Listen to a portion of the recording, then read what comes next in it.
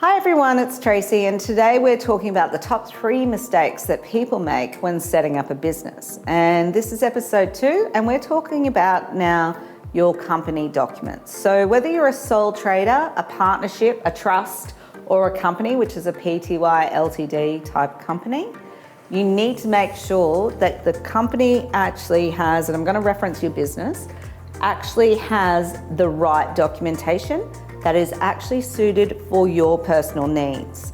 The biggest mistake I see is that people go off to their accountant to actually get the paperwork, to draft it up, and it's a generic document which actually has no understanding of what it is you need and doesn't factor in things like what happens if you retire, what happens if you're going to bring in a new partner or a new shareholder.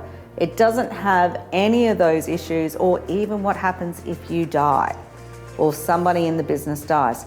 So it is really, really important that you actually have those drafted correctly for your business from the start, because you're only going to look at it when you need it, and by then it's too late. So, and if you say, well, no, my business is going to go smooth because I'm going to be optimistic, all sunshine and rainbows, great.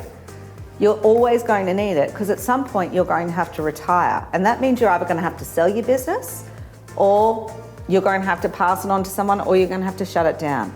And that is the document which will determine how you can do that, or how you can't do that if you're not careful. So think about it. Don't just sign on the dotted line, read the document.